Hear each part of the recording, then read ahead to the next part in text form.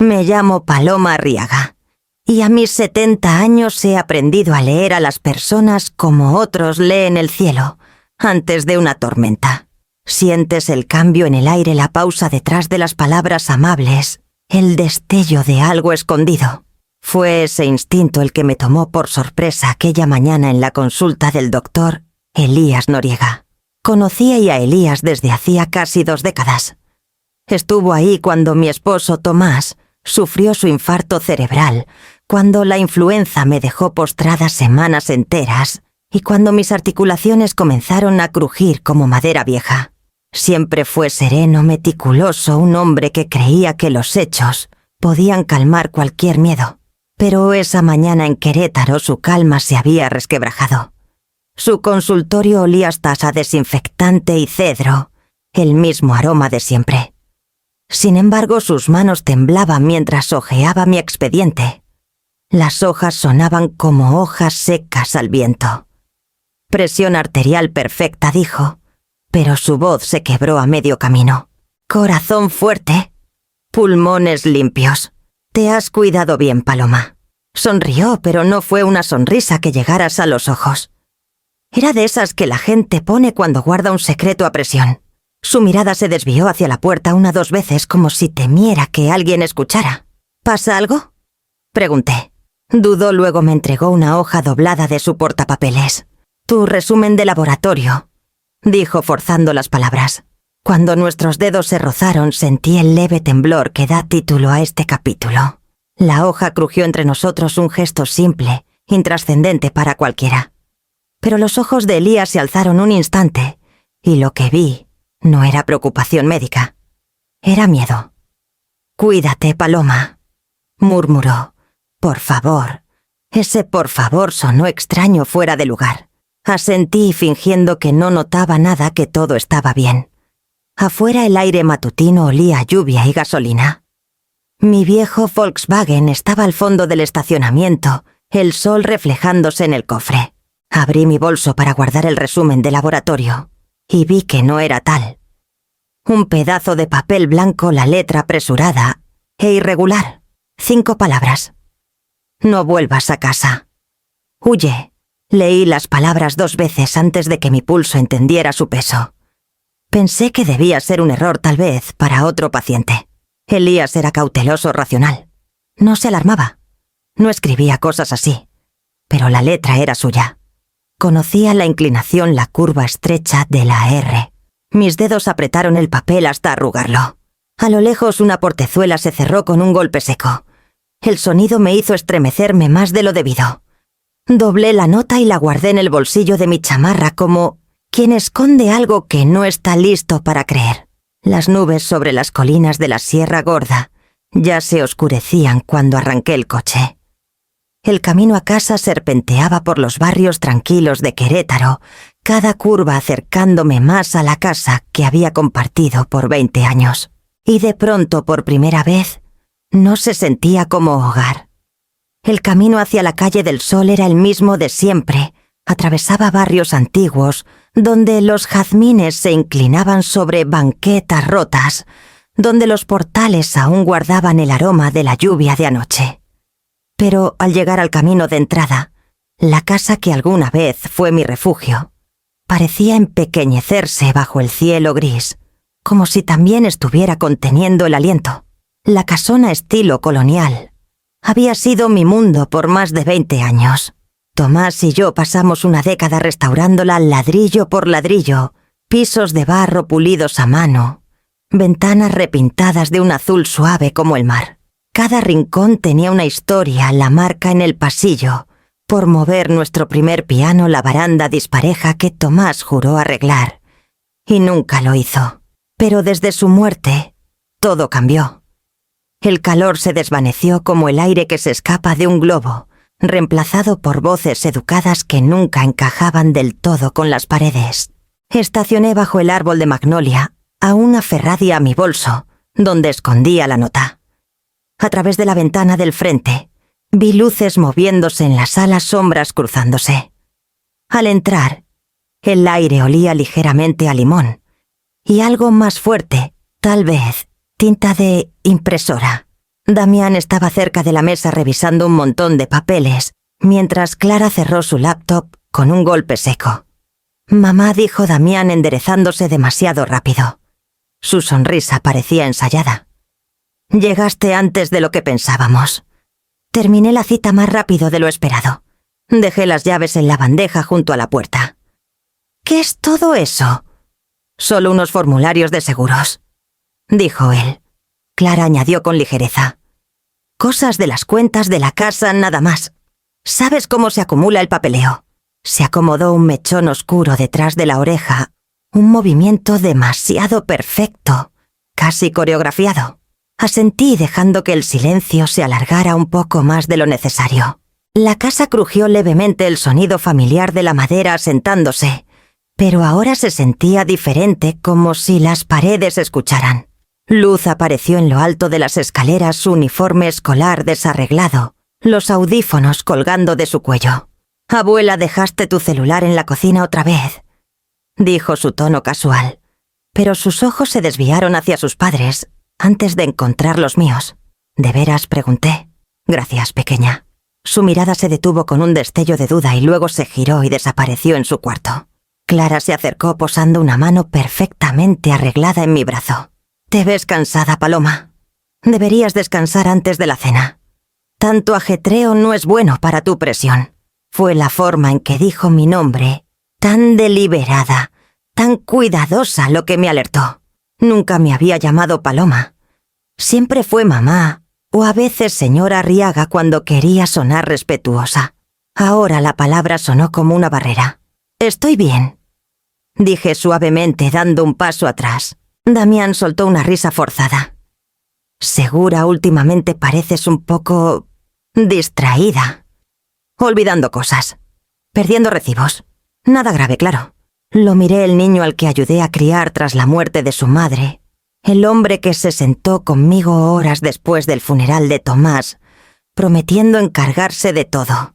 Su cabello ahora tenía canas, sus hombros más peso, pero su voz llevaba esa mezcla de encanto y cálculo que su padre me advirtió hace años. «Estaré bien con un té», dije. «No se preocupen tanto».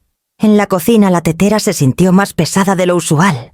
La llené despacio, escuchando los sonidos apagados desde la sala, el murmullo de sus voces, el roce rápido de papeles siendo recogidos.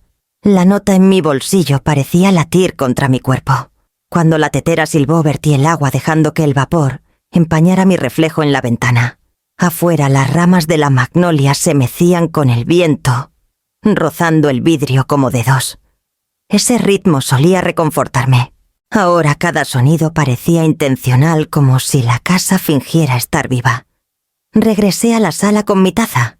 La mesa estaba despejada. Damián ayudaba a Clara a doblar ropa que no estaba ahí 5 minutos antes. Ella levantó la vista y sonrió como si nada hubiera cambiado.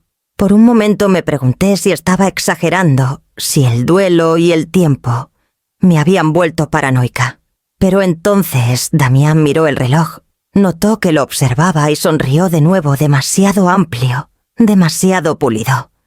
Tomé un sorbo de té, la nota aún quemándome en el bolsillo, e intenté recordar cuándo la amabilidad comenzó a sonar como líneas ensayadas en una obra ajena. Esa noche no dormí.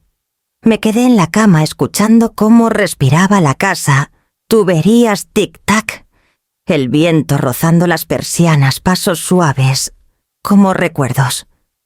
Cada sonido que antes me calmaba ahora tenía bordes afilados. Encendía y apagaba la lámpara fingiendo que no esperaba que algo ocurriera.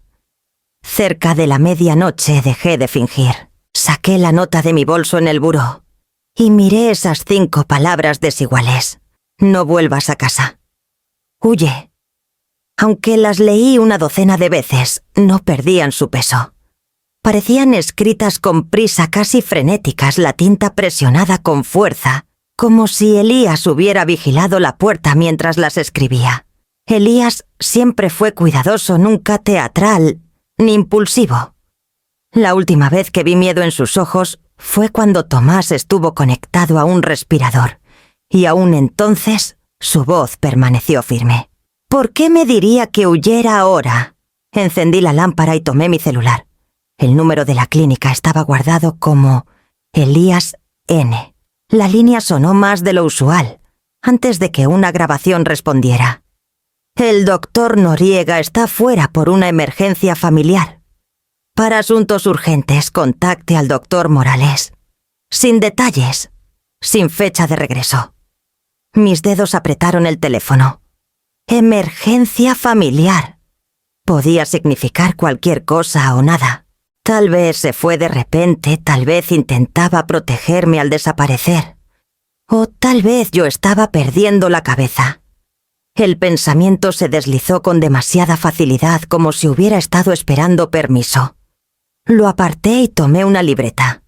Los viejos hábitos son los últimos en morir. Antes de jubilarme fui reportera de investigación entrenada para escribir antes de creer.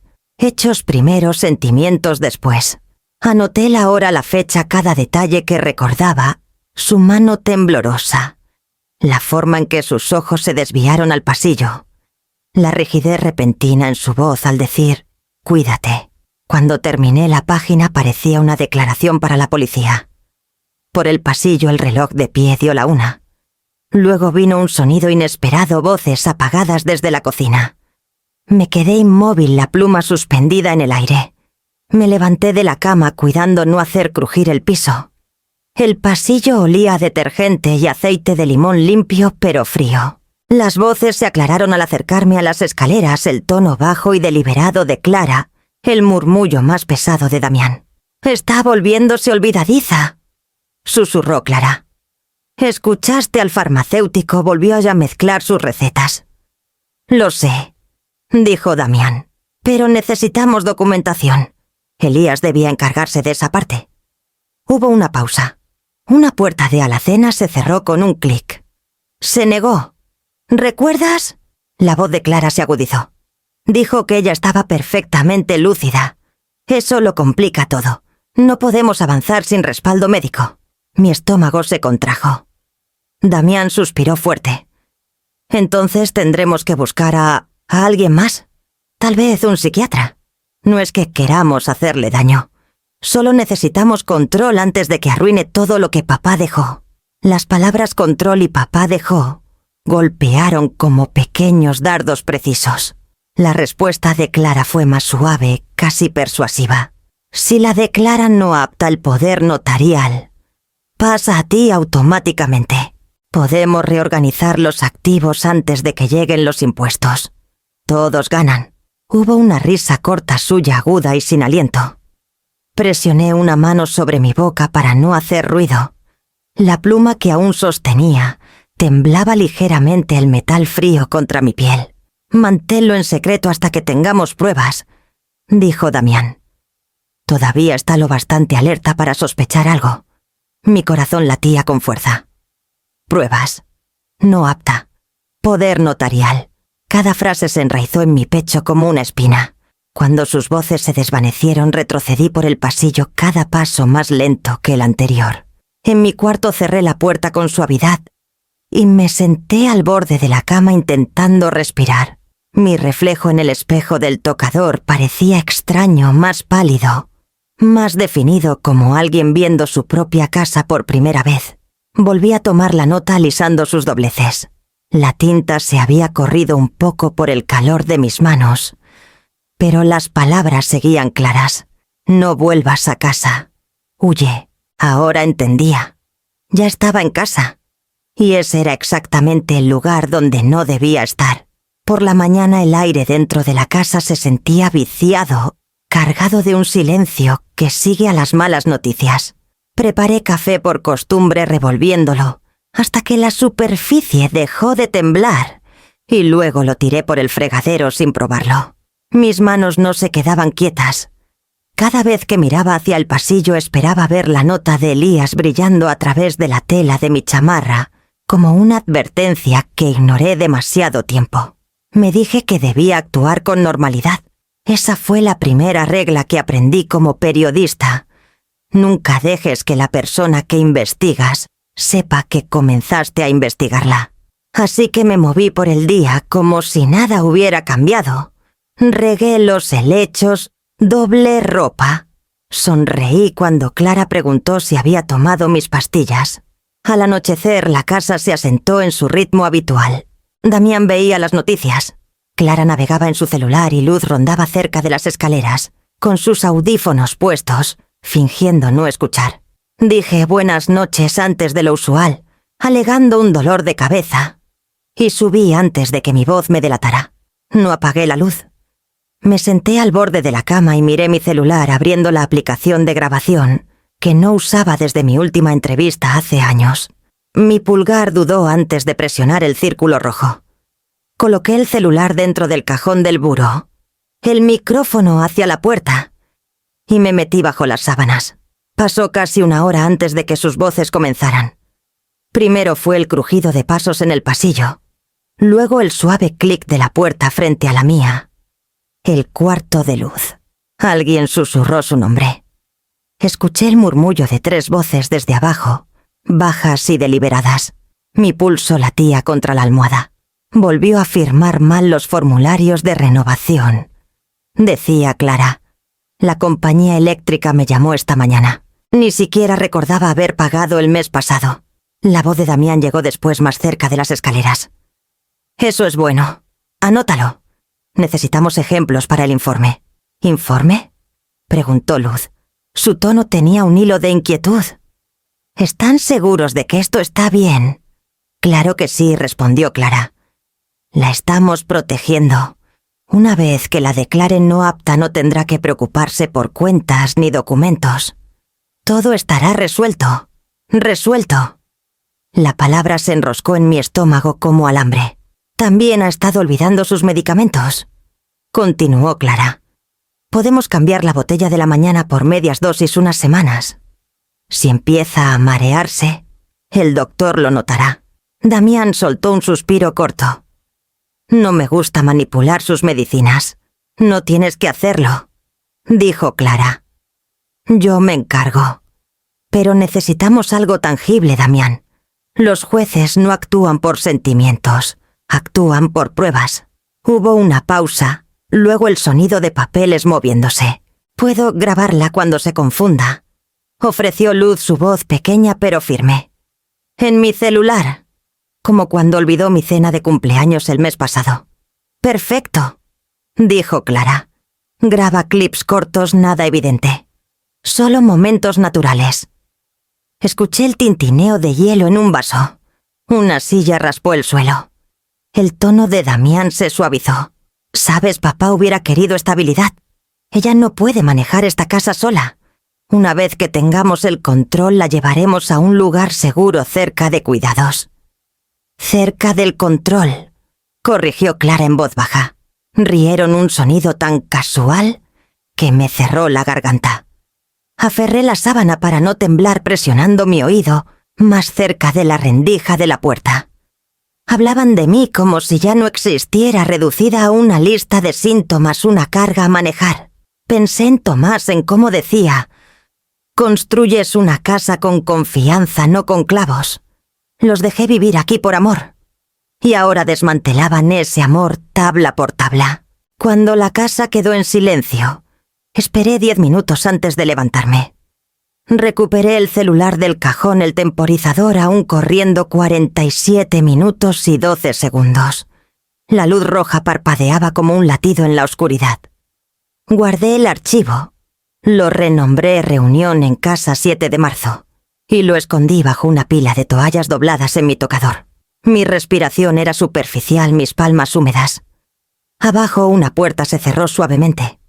Alguien rió de nuevo, bajo satisfecho, sin reservas.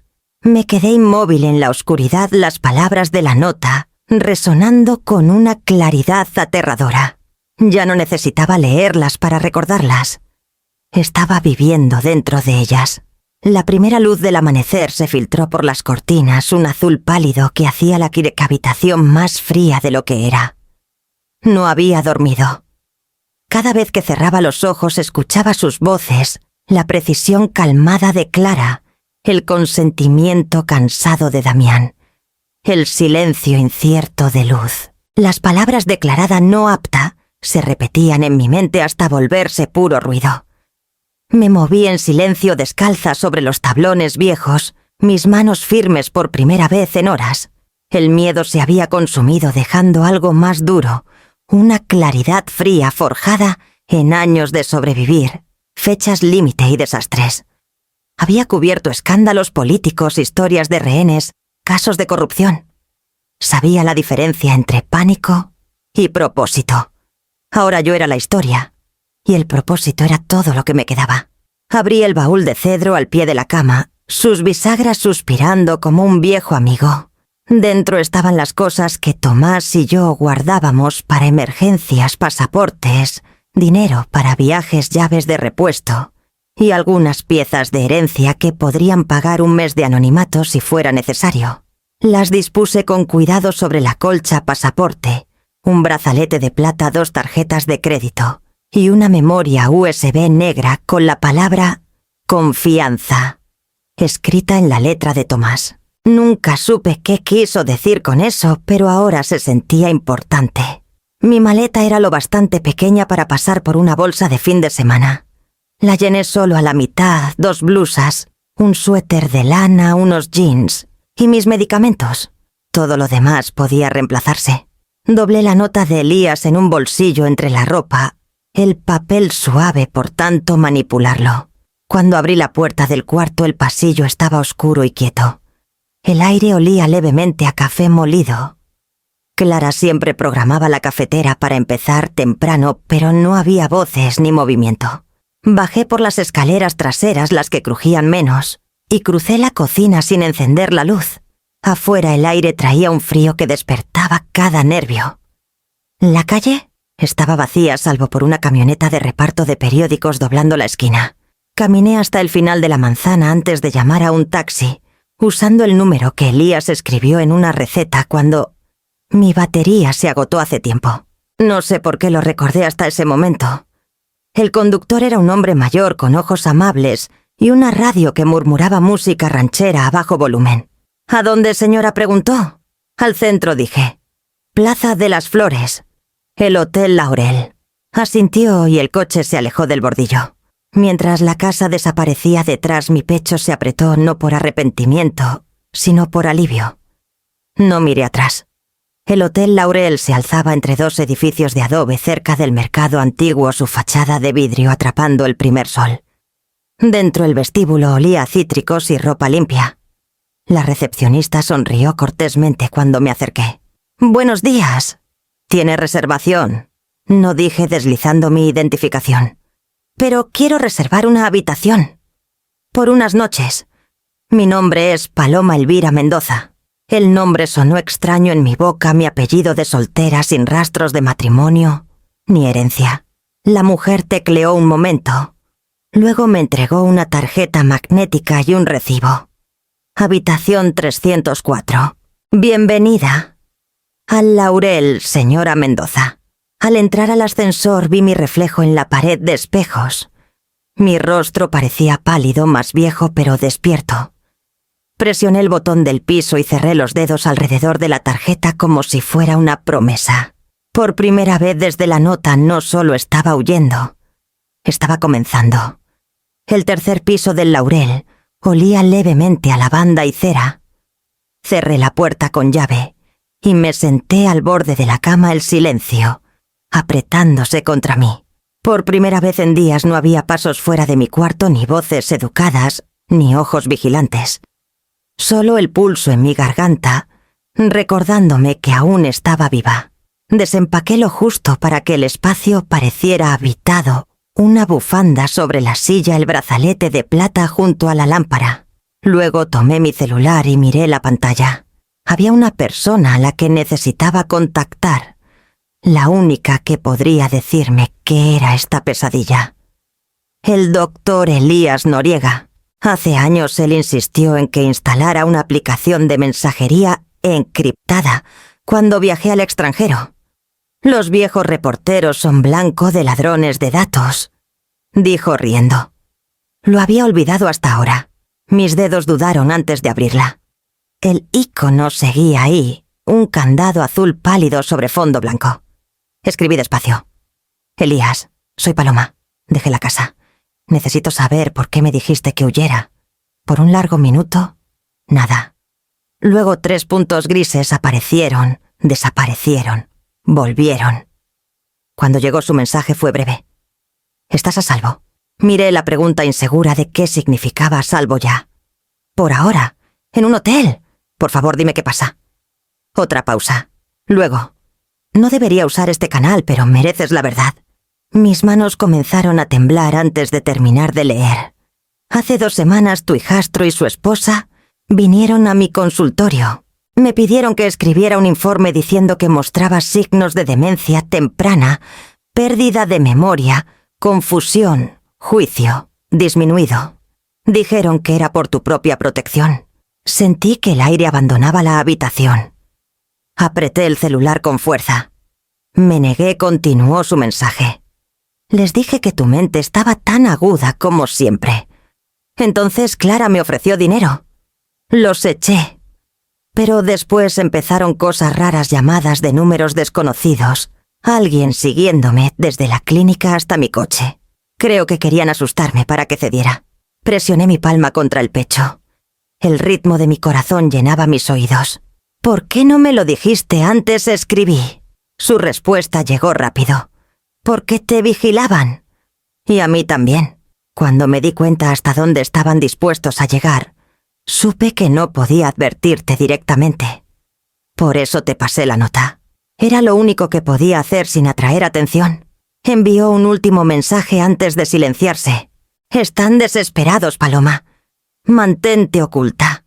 No confíes en nadie relacionado con ellos. Todavía no. Dejé el celular mirando mi reflejo tenue en la pantalla oscura. Una calma extraña se asentó, no de consuelo, sino de claridad. Cada mirada inquieta, cada sonrisa demasiado dulce, cada susurro nocturno tenía sentido ahora. No estaba perdiendo la cabeza. Me estaban cazando las personas que debían protegerme. Me levanté y cerré las cortinas bloqueando el sol de la mañana. El mundo afuera se oscureció dejando solo el zumbido suave de la ciudad abajo. Saqué la nota doblada de mi bolso y la puse junto al celular. Elías había arriesgado todo para advertirme. Y ahora entendía por qué. A la mañana siguiente, el miedo se había afilado en algo más frío propósito. Había pasado una vida persiguiendo las mentiras de otros y ahora estaba rodeada de las mías. Era hora de empezar a perseguir de vuelta. Saqué mi vieja laptop, una de las pocas cosas en las que aún confiaba. El Wi-Fi del hotel era débil, pero suficiente. Abrí mi lista de contactos, nombres que no había visto en años, y busqué hasta encontrar el que necesitaba, Baltazar Quirós. Baltazar fue investigador privado cuando aún escribía reportajes para El Sol de Querétaro. Trabajamos juntos en un caso de fraude inmobiliario. Era rudo, exigente, alérgico a las charlas triviales, pero sus resultados eran impecables. Lo último que supe fue que se había retirado cerca de San Miguel de Allende, diciendo que estaba harto de desenterrar la mugre ajena. Dudaba que fuera cierto. Hombres como Baltazar no dejan de cavar. Solo cambian de pala. Dudé antes de marcar. El teléfono sonó 5 veces antes de que una voz áspera y cautelosa contestara. «¿Quién es Paloma Arriaga?», dije. «Tal vez no me recuerdes». Hubo una pausa, luego un gruñido. La reportera, la que hizo que medio Querétaro quisiera lincharme. Entonces sí te acuerdas. Apenas dijo. ¿De qué se trata? Respiré hondo. De mi familia. Y de un doctor que me dijo que huyera. 10 minutos después, accedió a reunirse. La cafetería cerca de la plaza estaba tranquila, casi vacía, salvo por un par de estudiantes encorvados sobre sus laptops. Baltazar seguía igual, barba plateada, hombros encorvados como si cargara más secretos de los que le tocaban. Su chamarra olía levemente a lluvia y tabaco. «Te ves fatal», dijo a modo de saludo. «Me lo he ganado». Le entregué una memoria USB, audio de mi casa. 47 minutos. Mi hijastro y su esposa planeando declararme no apta mentalmente. Mencionaron cambiar mis medicamentos. Metió la memoria en su chamarra sin escuchar. ¿Y qué quieres, venganza? Pruebas, dije. Algo que resista cuando intenten usar documentos falsos contra mí. Baltazar entrecerró los ojos. Eso es mucho pedir. ¿Qué te hace pensar que han llegado tan lejos? Porque ya lo hicieron. Le conté sobre Elías el soborno, el informe falso. El miedo. Cuando terminé la expresión de Baltazar, pasó de escepticismo a algo cercano a la rabia. Dame 24 horas, dijo. Empezaré con los registros del municipio. Si están preparando una tutela o poder notarial, habrá un rastro. Se levantó para irse, pero se detuvo en la puerta. ¿Me pagas o es caridad? Te pagaré. Dije. Pero querrás este caso en tu currículum. Sonrió débilmente. Tan segura fui reportera, dije. Sé reconocer una buena historia cuando estoy atrapada en una. Se fue sin decir más. Por la noche mi celular vibró. Un mensaje de Baltazar. Encuéntrame en el vestíbulo. Trae dinero para café y nervios. Estaba junto a la ventana cuando bajé con un pequeño montón de hojas impresas. Tenías razón, dijo. Ya presentaron un poder notarial temporal con tu firma. Dijeron que era para simplificar impuestos. La letra ni siquiera es sutil. Miré los documentos, mi garganta apretándose. Mi nombre curvado limpiamente al pie. Una falsificación tan perfecta que casi me convenció de haberlo firmado. Hay más, añadió pasando a Satya otra hoja. 2 tarjetas de crédito abiertas a tu nombre, ambas activas. Compras en boutiques en Guadalajara, un resort en Puerto Vallarta, incluso una joyería en León. Unos C500.000 en las últimas 6 semanas. Por un largo momento ninguno habló. Las páginas pesaban en mis manos. Baltazar me estudió en silencio, su tono suavizándose. Tienes un lío, Arriaga. Pero también tienes pruebas. Y las pruebas son ventaja. Levanté la vista al ruido de la ciudad apagado tras el vidrio del hotel. El miedo no había desaparecido, pero ahora tenía forma un mapa que podía seguir. Ya no estaba perdida. Baltazar sacó una pluma de su bolsillo y garabateó un nombre en una servilleta. Si quieres pelear, necesitarás una abogada que entienda casos de explotación financiera. Llama a esta mañana. Se llama Verónica Lazo. Es de las buenas. Se levantó deteniéndose lo suficiente para mirarme a los ojos. No estás loca, Paloma. Ellos sí. No dejes que escriban el final antes que tú. Después de que se fue, ordené las páginas en un montón pulcro y las puse en el escritorio, junto a la nota de Elías. Por primera vez en semanas mis manos estaban firmes. El miedo había encontrado su rumbo y apuntaba directo hacia la verdad. La mañana siguiente comenzó con lluvia. El tipo que convierte las calles en espejos y hace que la ciudad huela a metal y piedra mojada. Me senté junto a la ventana de la cafetería del hotel, viendo las gotas deslizarse por el vidrio, mientras Baltazar trabajaba a mi lado, laptop abierta, café intacto. Su enfoque era absoluto. La paciencia callada de un hombre que había pasado décadas persiguiendo fantasmas en rastros de datos. Cada pocos minutos murmuraba algo, nombres de empresas fantasma, códigos de transferencias, números de rutas. Mi propio nombre apareció en su pantalla más de una vez, ligado a cosas que nunca firmé, cuentas que nunca vi. Aquí está, dijo finalmente empujando la laptop hacia mí. Tu administrador de portafolio, Rafael Cuevas. ¿Te suena? Fruncí el ceño. Tomás lo contrató hace años. Después del infarto, cuando redujimos las acciones de la empresa. ¿Por qué Baltazar tocó la pantalla? Porque Cuevas sigue activo en tu cuenta de inversión, aunque no has iniciado sesión en más de un año. Ha estado moviendo dinero discretamente a algo llamado Inversiones Altamira, registrado en las Islas Caimán. Unos C4 800.000, hasta ahora. Adivina con qué autorización mi garganta se apretó. La mía. Exacto. Abrió otro archivo, una imagen de mi firma digital copiada en múltiples aprobaciones de transacciones. Los bucles y ángulos eran perfectos. Si no lo supiera, habría creído que los firmé yo misma. Miré la pantalla hasta que las palabras se difuminaron. No eran solo números robados, eran años. Años de ahorros, planes, confianza. Había trabajado junto a Tomás por décadas, ayudándolo a construir la pequeña editorial que pagó nuestra vida. Verla deshecha en una lista de transferencias anónimas se sentía como ver el tejado pudrirse viga por viga. Baltazar me estudió con cuidado. «Hay más», dijo. «La factura del celular de Clara muestra llamadas frecuentes al número privado de Cuevas». Al principio pensé que era negocio. Luego encontré recibos de hotel 2 noches en el mismo resort en Puerto Vallarta, el último mes ambos bajo alias, pero facturados a su tarjeta. No son solo socios en el robo Paloma. Son socios, punto. Por un momento solo escuché el zumbido de la lluvia en la ventana. Mis manos estaban firmes, pero mi estómago se revolvía. El rostro de Clara vino a mi mente, sus sonrisas perfectas, su tono suave de mamá. Déjame encargarme su insistencia en protegerme. Y Damián confiando en ella, defendiéndola. Tal vez amándola demasiado ciegamente para ver la navaja en su mano. Respiré hondo. Tomás siempre decía: «Nunca dejes que alguien traduzca la honestidad por ti». Pensé que hablaba de contratos o política. Ahora creo que hablaba de todo. Baltazar recargó la espalda, su expresión suavizándose. Sonaba como hombre listo. Lo era, dije.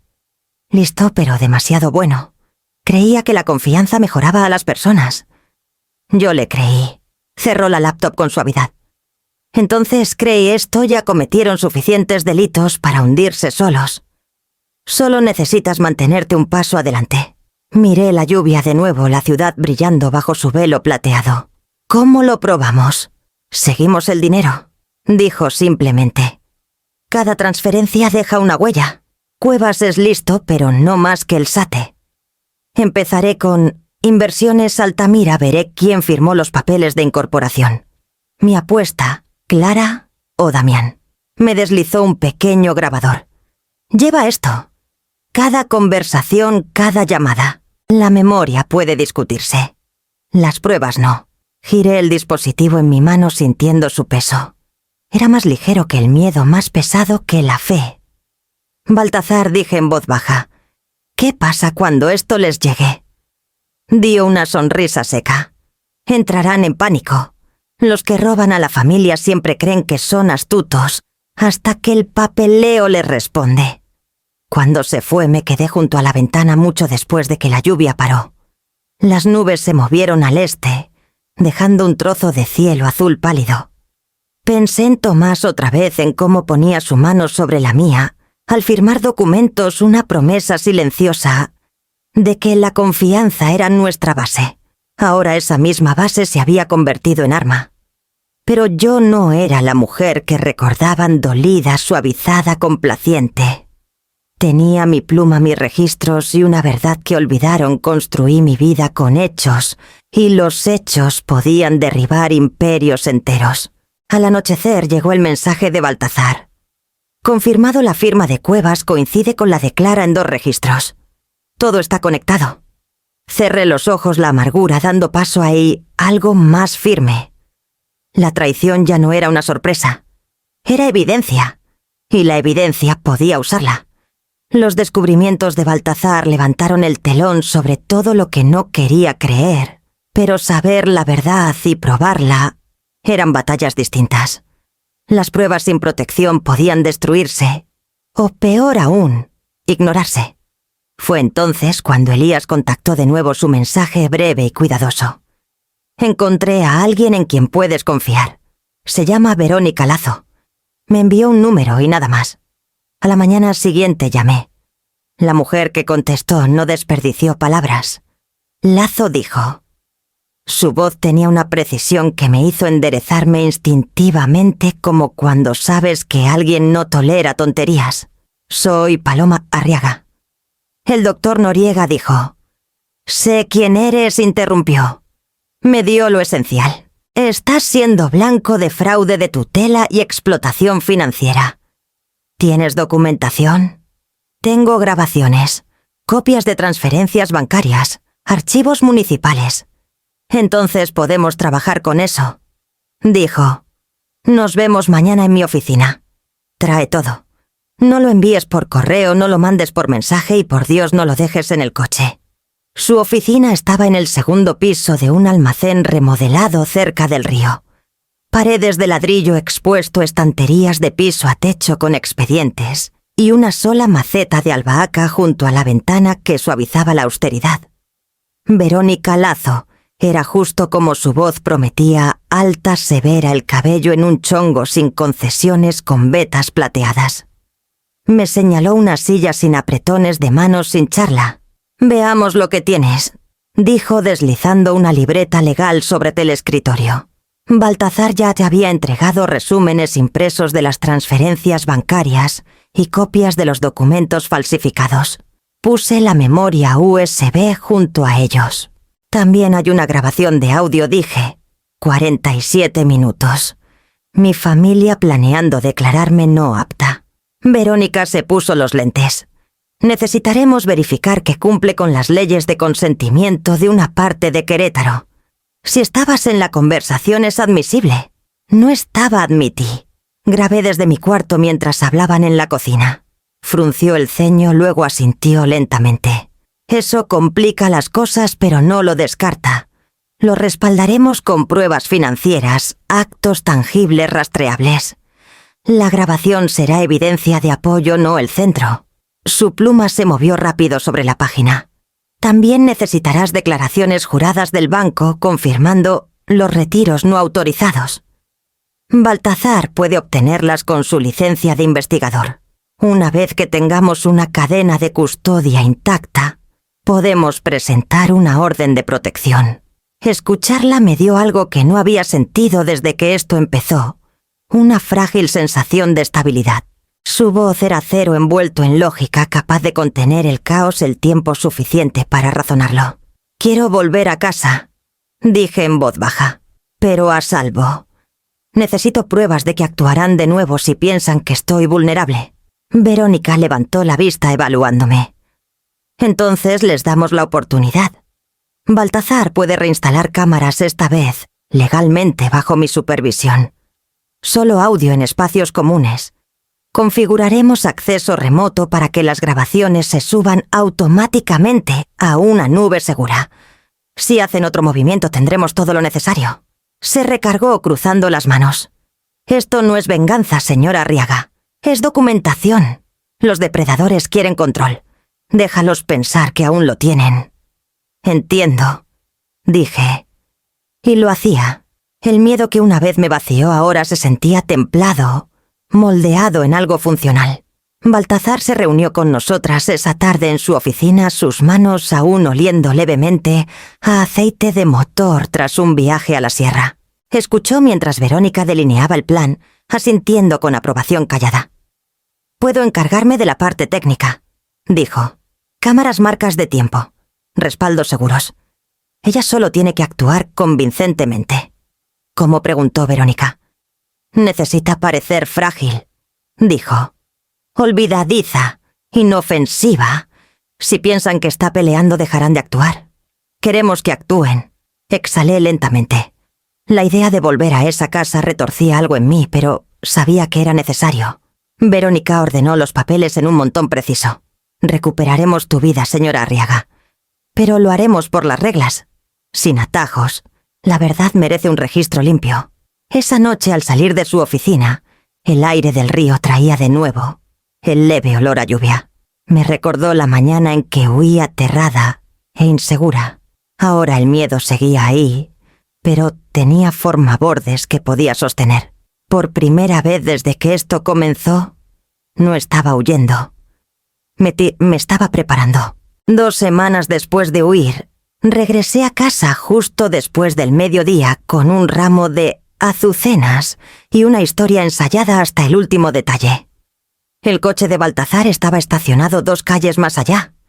Verónica había acá arreglado todas las órdenes, los respaldos en la nube, incluso la bendición silenciosa de un detective especializado en explotación de adultos mayores. Aún así, al caminar por el sendero familiar, me sentí como una intrusa acercándose a su propia puerta. Clara abrió antes de que pudiera tocar. Su sorpresa titileó solo un segundo. antes de que la sonrisa pareciera suave cortés, demasiado brillante. «Paloma, ¿estábamos tan preocupados? ¿Dónde estabas?» «En una clínica en Querétaro», dije manteniendo mi voz débil como si el cansancio hablara por mí. Hicieron pruebas, memoria, equilibrio, todo eso. No quería asustar a nadie. Damián apareció detrás fingiendo incredulidad. «¿Pudiste habernos dicho?», dijo, manos en los bolsillos. «Pensamos que estabas desaparecida». «Lo siento», murmuré. Me retuvieron más de lo esperado. Creí que les había avisado. Una pequeña mentira cuidadosamente colocada. Había pasado días practicando el temblor en mi voz, la forma en que mis dedos debían dudar, al buscar un nombre o fecha. No era difícil imitar confusión. El duelo me había enseñado que el olvido puede parecerse mucho a la supervivencia. Clara me guió dentro su mano, demasiado firme en mi brazo. «Debes estar exhausta. Déjame prepararte un té». La casa olía de nuevo a limón, pero había algo rancio debajo, miedo disfrazado de orden. Damián llevó mi maleta arriba y capté la rápida mirada que compartió con Clara, esa comunicación silenciosa de quienes creen que aún tienen el control. Para la noche estaba de vuelta en mi viejo cuarto, donde las paredes parecían iguales, pero el aire no. Baltazar había llegado antes haciéndose pasar por técnico de mantenimiento, su licencia bien visible en su chamarra. Había instalado 3 cámaras pequeñas, una dentro del reloj decorativo del comedor, otra sobre la estantería del estudio, y una tercera tras la rejilla de ventilación del pasillo. Cada una conectadas a un disco encriptado que subía automáticamente al servidor seguro de Verónica. Mientras la familia pensaba que descansaba, fingí revolver los cajones de mi tocador haciendo suficiente ruido para parecer inofensiva. Mi reflejo en el espejo no se parecía así a la mujer que huyó hace semanas. Esa paloma escapó en pánico. Esta había regresado como carnada. En la cena, Clara preguntó si recordaba la contraseña de mi cuenta bancaria. Parpadeé como confundida. «Ay Dios, siempre las confundo. Las anotaste en algún lado, ¿verdad?» Sonreí, y ella sonrió de vuelta, sus ojos brillando de alivio. Damián alcanzó la charola, su voz suave. «No te preocupes por eso. Nosotros nos encargaremos de todo de ahora en adelante». Asentí sirviéndome verduras, escondiendo el temblor de adrenalina en mi mano. Cada palabra, cada mirada estaba siendo capturada en alta definición. No sabían que la casa que convirtieron en trampa se había vuelto mi testigo. Esa noche, con las luces apagadas, me quedé despierta escuchando el zumbido suave de las cámaras ocultas. El sonido era casi reconfortante, un latido mecánico, recordándome que por primera vez en meses no era yo la vigilada. Por 3 días todo se desarrolló con precisión silenciosa. Jugué mi papel a la perfección, olvidadiza, dócil, agradecida por la ayuda. Clara rondaba como enfermera, Damián manejaba el correo, y Luz mantenía su distancia, su mirada esquiva, cada vez que entraba a una habitación. Cada conversación, cada sonrisa calculada era grabada por las cámaras que Baltazar escondió a plena vista. Verónica lo llamó la fase de paciencia. Solo debía esperar. En la 4ª tarde la espera casi se deshizo. Estaba en el jardín podando el lavanda crecido cuando escuché la voz de Clara desde la ventana abierta. Damián dijo con brusquedad: «Ven aquí». Hubo una pausa, luego el sonido de pasos, un roce de madera contra madera. Giré lo suficiente para verla por el cristal su mano, alcanzando el reloj antiguo en la repisa del comedor. Lo levantó con cuidado estudiando su cara. «¿Qué es esto?», murmuró, su tono estrechándose en sospecha. Me quedé helada, las tijeras pesadas en mi mano. El reloj había sido uno de los favoritos de Tomás, un regalo de su padre. Baltazar lo eligió como cobertura perfecta. Tenía razón en eso, pero no en la curiosidad de Clara. La voz de Damián vino después, cautelosa. «Es solo el viejo reloj. Nunca lo arregló después de que la campana se rompió». El dedo de Clara trazó el panel trasero. «Entonces, ¿por qué está caliente?». Lo volteó. Vi su ceño fruncirse, luego su boca tensarse. «Hay una luz dentro», susurró. «Esto no es normal». El aire se me escapó. Me obligué a seguir podando en la banda firme deliberada. Mi pulso golpeaba contra mis costillas. Damián habló de nuevo más bajo. Déjalo. No saques conclusiones. No estoy sacando. Siseó ella. Alguien ha estado en esta casa. Regresé adentro minutos después, fingiendo calma. Clara estaba junto a la repisa, el reloj boca abajo. Su sonrisa era tensa, su voz suave. «¿Llamaste a un técnico recientemente, Paloma? Tal vez de la compañía eléctrica». Negué con la cabeza lentamente. «No creo. Últimamente estoy algo olvidadiza, ya lo sabes». Sus ojos se detuvieron en los míos evaluando la respuesta. Luego rió suavemente. «Claro, estoy exagerando. Lo desenchufaré por seguridad». Hizo más que desenchufarlo. Esa noche la mitad de la casa se quedó sin luz. Dijo que fue un fallo en el cableado. Me encerré en mi cuarto y envié a Baltazar una sola palabra. «Encontraron». Respondió en minutos. «Mantén la calma. No toques nada. Estoy descargando datos ahora». Pasaron 15 minutos antes de que mi celular vibrara de nuevo. Subida parcial guardada. Una cámara perdida. 2 aún activas. Cortaron la luz antes de la sincronización completa. Exhalé tembloroso alivio mezclado con temor. Las grabaciones, horas de cuidadosa decepción, cada palabra, un lazo alrededor de ellos. No se habían perdido, pero tampoco estaban completas. Al amanecer, Verónica llamó desde su oficina. Su tono era seco, controlado. «Están sospechosos. Si encuentran otro dispositivo, perdemos admisibilidad. Sin áreas grises, todo debe ser limpio. Baltazar instalará baterías remotas esta noche, pero tú debes jugar más pequeño. Hazles creer que eres inofensiva otra vez». «Inofensiva», repetí. «Es un arma», dijo. «Úsala». Esa noche me quedé despierta escuchando el leve golpe de pasos en el pasillo, el zumbido suave de una regleta reiniciándose. En algún lugar bajo los pisos, las cámaras de Baltazar volvieron a la vida luchando por mantenerse ocultas en una casa que se había convertido en un campo de batalla. La esperanza había sobrevivido, pero por un pelo.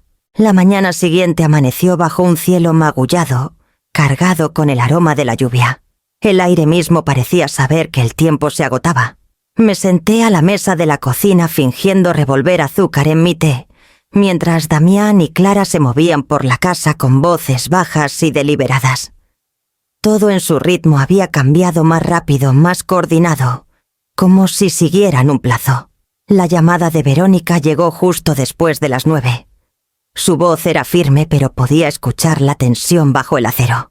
«Tenemos lista la orden de restricción temporal y un observador judicial en espera. Pero necesitamos pruebas sólidas e irrefutables en las próximas 48 horas. Una vez que se entregue la orden, no hay vuelta atrás. ¿Entiendes?» «Entiendo. No estás sola en esto», añadió. «Baltazar monitoreará remotamente. Las grabaciones se suben directamente a la carpeta segura del tribunal, ahora sin transferencia manual. Si intentan algo, será evidencia en vivo». Sus palabras debieron estabilizarme, pero mis manos aún temblaban al dejar el celular. 48 horas. Era todo lo que la ley me daría antes de que esto se convirtiera en una guerra de papeles que podría no ganar. Cerca del mediodía los escuché de nuevo en la habitación contigua. Me moví silenciosamente hacia la puerta, mis pasos amortiguados por la alfombra vieja. La voz de Clara llegó primero, aguda, impaciente. «Firma mañana, Damián. O la llevamos a una residencia. Estoy harta de esperar». Él suspiró. «Presionarla demasiado llamará la atención. Entonces no presiones. Convence. Hazla sentir culpable por preocupar a todos. Los papeles están listos. Una vez que firme, transferiremos la cuenta antes de que los bancos congelen algo más». Mi pecho se contrajo. El último hilo de pretensión se estaba rompiendo. Ya no esperaban. Actuaban. Regresé a mi cuarto lentamente, cada paso deliberado.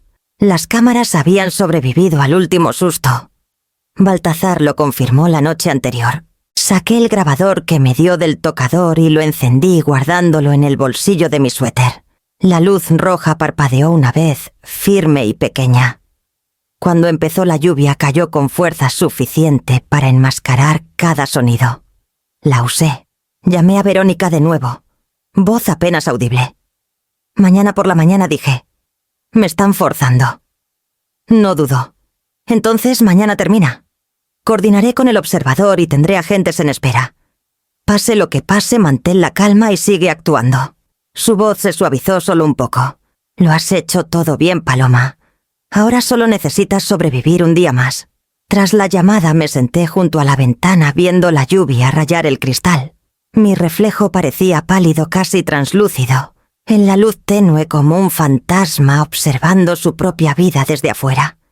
Pensé en Tomás otra vez, su certeza callada, su fe en que la verdad siempre encontraba su voz, incluso cuando estaba enterrada.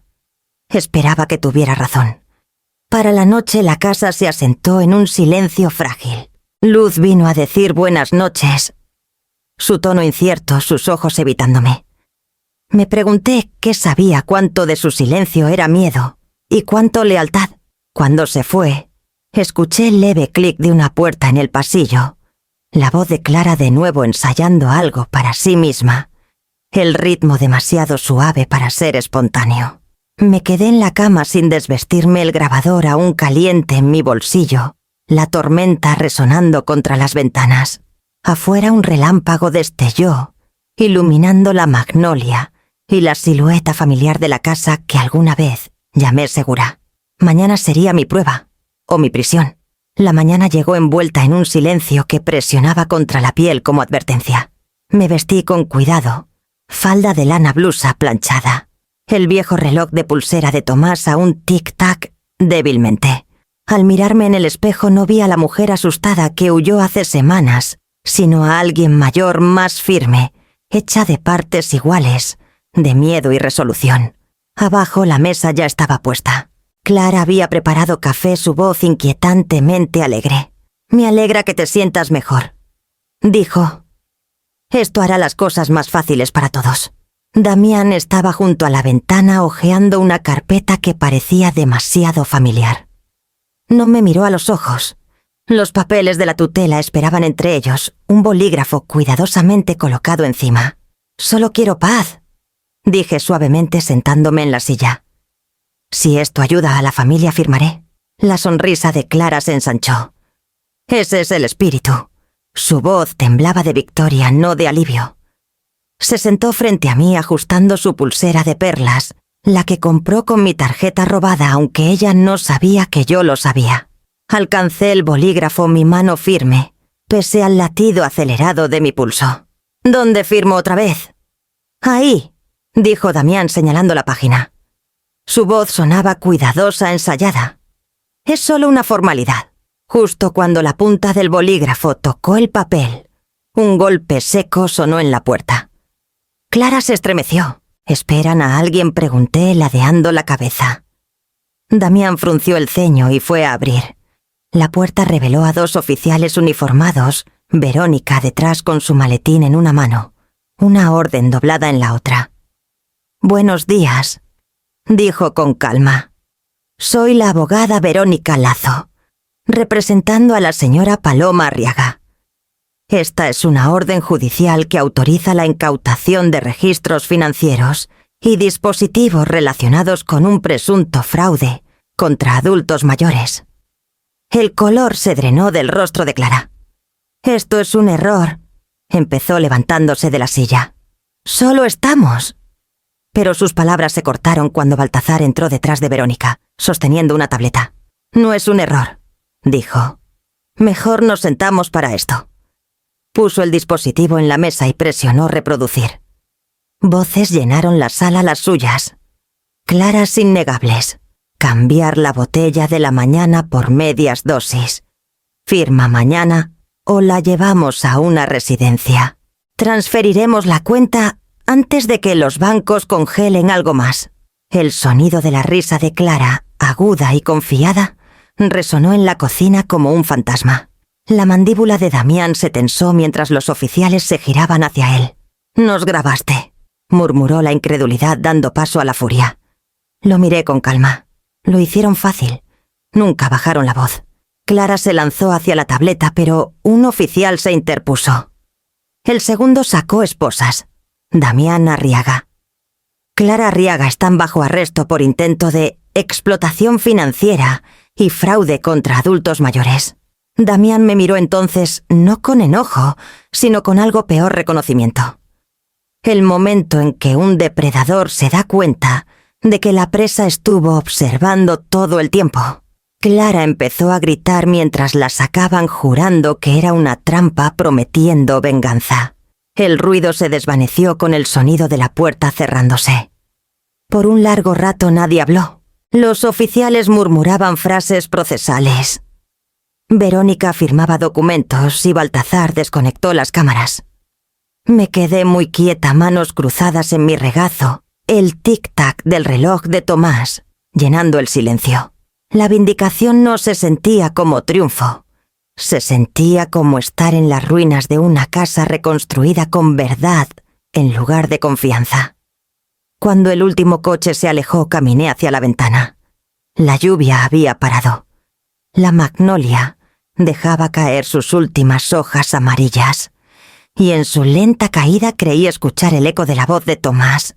Nunca dejes que alguien traduzca la honestidad por ti. No lo hice, y por eso finalmente sobreviví. La casa se sentía diferente al recorrerla de nuevo, más vacía, pero no más silenciosa. Los ecos habían cambiado. Donde antes acechaba el engaño quedaba algo más suave. Los oficiales se movían con cuidado, de cuarto en cuarto recolectando documentos, fotografiando cajones, sellando bolsas de evidencia. Verónica permanecía cerca, su portapapeles firme contra el pecho.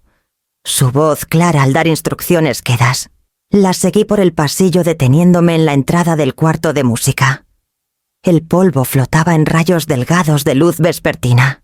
El piano de cola seguía justo donde Tomás lo dejó caoba, opacada por el tiempo, una pata ligeramente astillada por la mudanza de hace años.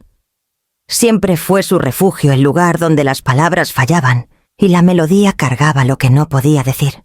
Por un momento solo me quedé ahí, mi mano descansando en la tapa lisa.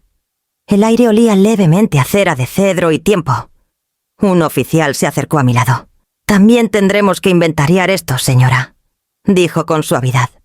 «Está bien», murmuré. «Pero déjenme tocar una nota primero». Me senté el banco crujiendo bajo mi peso. Mis dedos dudaron sobre las teclas vacilantes. La habitación se sentía pesada e íntima, como si nos recordara a ambos. Presioné el do más grave, una vieja costumbre de Tomás, cuando afinaba el piano, él mismo. Un suave clic respondió. El sonido vino de debajo del teclado débil, pero claro. Me quedé helada. Luego presioné la tecla de nuevo. Otro clic metal contra madera. Me incliné palpando la parte inferior hasta que mis dedos rozaron un pestillo oculto. El oficial giró curioso. «¿Algo anda mal?» No susurré. «Algo anda bien». Con un pequeño tirón, un compartimento estrecho se abrió justo bajo la tabla de resonancia. Dentro había un sobre sellado, los bordes amarillentos, la letra de Tomás inconfundible. En el frente, para Paloma. Si la confianza se rompe, sigue la música. Mi garganta se cerró al levantarlo. El sello se rompió fácilmente, el papel suave por los años. Dentro estaba un documento notariado fechado 7 años antes de su muerte, el fideicomiso de Tomás Arriaga. Cada propiedad, cada cuenta, cada acción restante, todo bajo mi autoridad exclusiva. Él lo sabía, de alguna forma lo sabía. Me hundí en el banco, el papel temblando en mis manos. Verónica se acercó, sus ojos ensanchándose, al leer el encabezado. «Esto lo cambia todo», dijo en voz baja. «Este fideicomiso anula cualquier manipulación posterior. Nunca tuvieron un reclamo legal. Sus palabras se difuminaron a mi alrededor. Solo podía ver a Tomás en ese mismo piano, sus manos firmes en las teclas, la leve sonrisa que ponía cuando creía que no lo veía. Debió haber sentido lo que vendría: la codicia, la erosión de la lealtad, la forma en que una familia puede fracturarse bajo el peso de una herencia. Y aún así encontró una manera de protegerme sin decir una palabra en voz alta. Volví a mirar su nota. Si la confianza se rompe, sigue la música. Mis lágrimas cayeron en silencio sobre la página, esparciendo la tinta lo suficiente para que pareciera viva otra vez. No era solo un mensaje. Era su composición final, una melodía escrita con previsión y amor. Afuera la magnolia se mecía con el viento. En algún lugar dentro del piano las cuerdas vibraron levemente, una resonancia casi humana, como si la casa misma exhalara tras contener el aliento demasiado tiempo. El juzgado olía levemente a lluvia y papel. La luz se filtraba por las ventanas altas, convirtiendo el polvo en oro flotante. Me senté al frente junto a Verónica, manos cruzadas en mi regazo, como cuando Tomás tocaba el piano y no quería interrumpirlo. Las filas detrás estaban llenas de extraños reporteros, espectadores, incluso estudiantes que venían a ver un juicio real. Para ellos era una historia. Para mí una herida examinada bajo luz fluorescente. Lo llamaron el caso Arriaga. Ese nombre apareció en los periódicos, en la televisión, susurrado en pasillos, antes de que entrara al tribunal. Era extraño escuchar mi vida resumida en titulares: viuda astuta desenmascara red de fraude familiar. No era rica ya ni me sentía astuta. Solo cansada. Damián estaba en la mesa de la defensa con un traje azul que no le quedaba del todo del mismo color que la corbata favorita de Tomás. Clara a su lado parecía frágil y pálida, su compostura resquebrajándose en los bordes. Cuando el alguacil anunció: «La corte está ahora en sesión», sus manos temblaron en su regazo. Verónica se levantó primero, el acero en su voz cortando la sala. «Este es un caso sobre traición». Disfrazada de protección comenzó. Sobre confianza convertida en arma, firmas robadas y una mujer casi borrada de su propia vida. La fiscalía reprodujo las grabaciones después. Mi cocina llenó el tribunal, nuestras voces atrapadas para siempre en ese eco. Escuché la risa de Clara, el tono firme de Damián, mi propio silencio flotando sobre ellos. Cuando el metraje de las cámaras de Baltazar apareció en la pantalla, Damián falsificando mi firma, Clara hojeando formularios bancarios, la sala quedó tan quieta que podía escuchar mi pulso. No los miré mientras se reproducía. Observé a los jurados. Sus rostros se tensaron, luego se suavizaron, luego se endurecieron otra vez. La verdad tiene su propio ritmo, construye, rompe y finalmente aterriza. Luego vinieron los documentos. El poder notarial falsificado. La cuenta offshore, ligada a inversiones Altamira. Cada uno presentado autentificado. Una acusación escrita en tinta. Cuando fue el turno de Luz para testificar, me preparé. Entró al tribunal con un vestido gris sencillo, el cabello recogido, su expresión pálida pero decidida. No la había visto desde los arrestos. El fiscal habló con suavidad. «Señorita Arriaga, ¿sabe por qué está aquí hoy?» Ella asintió. «Porque los ayudé», susurró. No directamente, pero no lo detuve. Grabé cosas después cuando me di cuenta de lo que hacían. Pensé que podía arreglarlo, pero ya era tarde. Su voz se quebró. Mi abuela no merecía lo que le hicimos. Un murmullo recorrió la sala. Incluso el rostro de Verónica se suavizó. Quise tomar la mano de Luz, pero me quedé quieta. Ese era su valor y necesitaba espacio para respirar. Cuando llegó el veredicto, el reloj en la pared marcaba casi las 6. El presidente del jurado se levantó los papeles temblando ligeramente. Nosotros, el jurado, encontramos a los acusados culpables de todos los cargos: fraude, conspiración e intento de explotación financiera. Las palabras se sentían pesadas y huecas a la vez. Damián se hundió en su silla mirando al suelo. Clara dejó escapar un sonido ahogado, mitad sollozo, mitad incredulidad. El mazo del juez cayó una vez.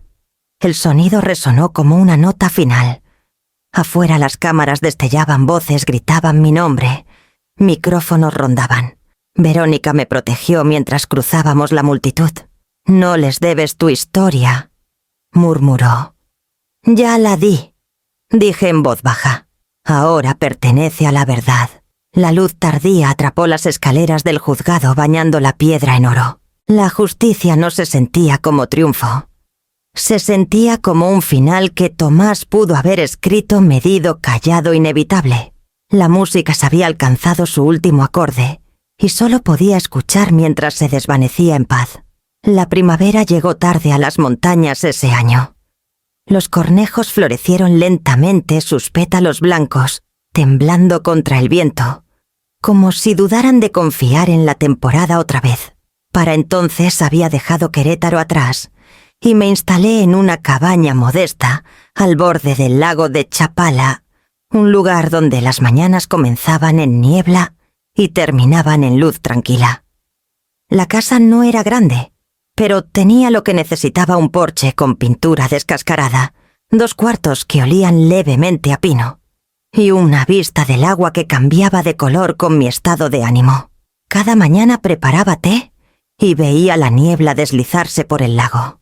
El silencio volvió a ser mi compañero, no el que nace del miedo, sino el que te deja escuchar. Había comenzado terapia con una mujer llamada Doctora Elena Ramírez, que hablaba con la calma paciente de alguien que ha visto demasiados tipos de duelo para clasificarlos. A veces no hacía preguntas, dejaba los silencios alargarse hasta que las palabras encontraban su propio camino. No se trata de olvidar, me dijo una vez. Se trata de aprender a vivir donde estaba la herida. Anoté esa frase y la pegué junto al espejo. Cada domingo escribía cartas a Luz. Estaba en un programa de reforma para menores involucrados en investigaciones criminales, un lugar diseñado para segundas oportunidades. Su primera carta fue corta, rígida, llena de disculpas demasiado pesadas para su edad. Las siguientes fueron más suaves, más llenas. Me contó sobre el lago en su campus, cómo se congelaba de noche, cómo se unió a un pequeño coro, porque le ayudaba ya a respirar. Guardé cada una en una caja de madera etiquetada. Perdonado, no olvidado. En mis respuestas nunca mencioné a Clara ni a Damián. Escribí sobre la cabaña, las lilas junto al porche, el sonido del viento entre las persianas. Una vez incluí una foto de la tecla del piano bajo la cual Tomás escondió el fideicomiso. Le dije que era prueba de que el amor puede planear más lejos de lo que la crueldad jamás imagina. Elías no salió ileso. Su suspensión llegó discretamente una junta de revisión citando violación de confidencialidad. Durante semanas su nombre apareció en los periódicos locales, junto a palabras como investigación y acción disciplinaria. Le escribí una vez durante ese tiempo, agradeciendo sin mencionar gratitud directamente. Su respuesta fue breve. Lo haría de nuevo. Cuando lo reinstalaron 3 meses después, envié flores lirios silvestres con una nota simple para el hombre que creyó que una advertencia valía el riesgo.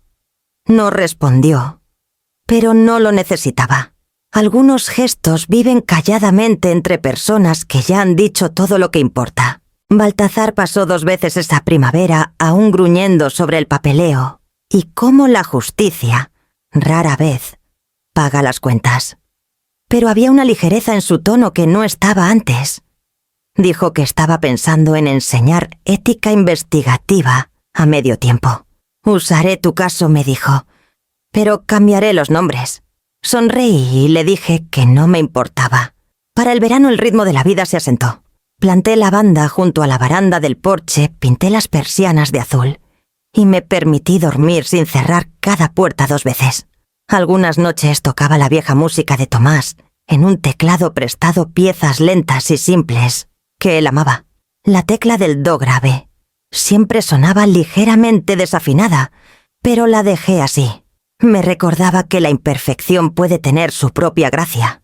Una noche, mientras el sol se hundía tras las colinas, me senté junto al lago con una taza de té y escuché el silencio extenderse por el agua.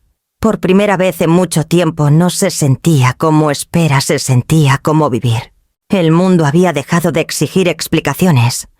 Solo pedía que me quedara, respirara y comenzara de nuevo.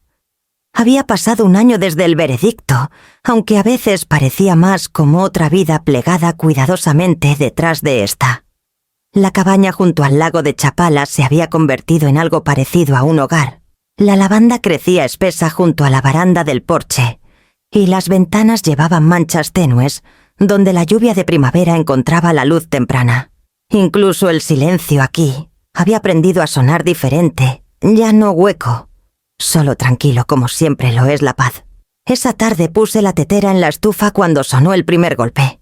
Fue suave, deliberado. Verónica nunca toca dos veces. Al abrir la puerta estaba ahí con su abrigo azul, papeles bajo el brazo, ojos tan agudos como siempre. Detrás de ella estaba Elías un poco más delgado, aunque el color había vuelto a su rostro. ¿Sigues escondiéndote del mundo?, preguntó Verónica al entrar. No me escondo, dije con una sonrisa. Solo me mantengo encontrada. Nos sentamos alrededor de la mesa pequeña junto a la ventana. El lago brillaba a través del cristal reflejando las hojas otoñales doradas y anaranjadas. Serví té para cada uno, el vapor subiendo en cintas silenciosas. Elías sostenía su taza con cuidado, sus dedos aún mostrando el leve temblor que una vez cambió mi vida. «Es bueno verte», dijo. «Te ves bien». «Lo estoy», respondí. «Mejor de lo que pensé que volverías a estar». Por un rato hablamos de cosas pequeñas, el clima, el nuevo centro de rehabilitación donde Luz pronto comenzaría a mentorar a residentes más jóvenes, los ajustes silenciosos que el tiempo había hecho. Pero bajo todo, había un entendimiento que no necesitábamos nombrar. La supervivencia nos había hecho familia de un tipo raro. Cuando la luz cambió, Verónica notó el nuevo marco en la pared sobre el piano. Se levantó acercándose sus pasos suaves contra el piso de pino. El marco contenía la nota: «No vuelvas a casa. Huye». El papel había amarilleado en los bordes, la tinta desvaneciéndose, pero seguía legible. Sobre el cristal estampado en letras rojas profundas, había una sola palabra: «Anulado». Debajo, en letra más pequeña que yo añadí, se leía: «Paz pagada por completo». Verónica se giró hacia mí, una ceja levantada. «Realmente lo enmarcaste», asentí. «Me salvó, pero ya no me posee». Elías dejó su taza con suavidad. Pensé en destruirla después del juicio. Admitió: «Quemar cada rastro». Pero tal vez esto es mejor un recordatorio de que las advertencias no siempre terminan en tragedia. A veces dije: «Comienzan una nueva vida». Sonrió débilmente, luego miró por la ventana. El lago resplandecía, el viento tallando pequeñas ondas en su superficie. Era la misma vista que había observado cada mañana desde que me mudé aquí, pero nunca se veía igual dos veces. Después de que se fueron, me senté en mi escritorio y abrí el diario encuadernado en cuero que había llevado desde aquel día en la clínica. En la portada, grabado en dorado, había 3 letras simples: Hachui. Dentro, las páginas estaban llenas de todo lo que había vivido, hechos recuerdos, pequeñas observaciones que algún día podrían ayudar a otra mujer a creer en sus instintos antes de que sea tarde. Llegué a la última página y escribí la línea final, lentamente, mi letra firme, pese al dolor en mi muñeca. El amor me construyó. Los límites me mantuvieron en pie. Al dejar la pluma, el reloj sobre la estufa sonó las 5, un sonido suave y familiar que hacía vibrar las paredes. Caminé al porche, el té aún caliente en mi mano, y vi el horizonte encenderse en la luz moribunda. El viento traía el leve aroma de lluvia y pino, el mismo que me siguió la mañana que huí. Pero ahora olía saseta a libertad. Algunas historias terminan en escape. La mía terminó en quietud, y en esa quietud finalmente entendí lo que Tomás quiso decir cuando afirmó que amor y verdad nunca son opuestos. Solo son 2 pasos en el mismo movimiento. Uno que comienza en miedo y termina, si tienes suerte, en paz.